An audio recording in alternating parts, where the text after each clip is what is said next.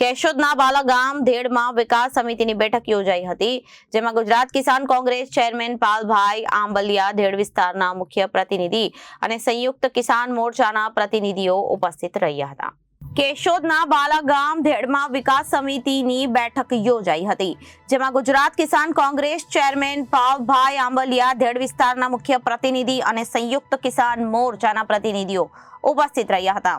જેમાં ધેડ વિકાસ સમિતિએ 11 ઠરાવો પસાર કર્યા હતા અને જેમાં સ્પષ્ટપણે પણ માંગ કરવામાં આવી હતી કે સરકાર આંકડાઓ રજૂ કરે ના કરે એક્શન ટેકન રિપોર્ટ જાહેર કરવા અને ધેડના પ્રાણ પ્રશ્નોનું નિરાકરણ કરવા માંગ કરાઈ હતી. જો કે સરકારે તાત્કાલિક આ કરાવવાના કામો ચોમાસા પહેલા નહીં કરે તો 3 મહિના પછી ધેડ વિકાસ સમિતિ સરકાર સામે ગાંધી ચિંધ્યા માર્ગનું આંદોલન કરશે તેમ ચીમકી આપવામાં આવી હતી. આજે ઘેડ વિકાસ સમિતિની કેશોદના બાલાગામ ખાતે મુખ્ય આગેવાનોની એક મીટિંગ કરવામાં આવી છે અને આ મીટિંગની અંદર ઘેડ વિકાસ સમિતિના તમામ સભ્યોએ સાથે મળી એકી સૂરે 11 ઠરાવોને પસાર કર્યા છે અને આ 11 ઠરાવોની અંદર બહુ સ્પષ્ટ માંગ કરવામાં આવી છે કે સરકાર આંકડાઓની માયાજાળ અમારી સામે રજૂ ન કરે, એક્શન ટેકન રિપોર્ટ જાહેર કરે કે ઘેડના પ્રાણ પ્રશ્નોનું નિરાકરણ કેવી રીતે આવશે. આ એક્શન ટેકન રિપોર્ટમાં ખેડૂતો ઘેડ વિકાસ સમિતિના સભ્યો સાથે પણ ચર્ચા કરે.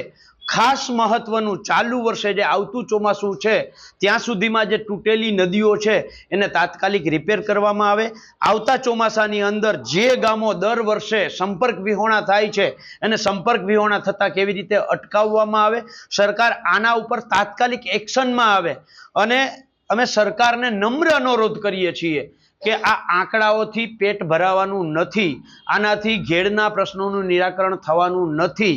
સરકાર તાત્કાલિક ઓજતની અંદર કેમિકલ ઠાલવવામાં આવે છે એને બંધ કરવામાં આવે. અને જો સરકાર તાત્કાલિક કરવાના કામો છે, ચોમાસા પહેલા કરવાના કામો છે, એ કામો કરવામાં ઊણી ઉતરશે તો 3 મહિના પછી ઘેડ વિકાસ સમિતિ સરકાર શ્રી સામે ગાંધી ચિંધ્યા માર્ગે આંદોલનના મંડાણ કરશે અને એના માટે સંપૂર્ણ જવાબદારી સરકાર શ્રીની રહેશે. Bureau report, Janadesh news, Manavadar.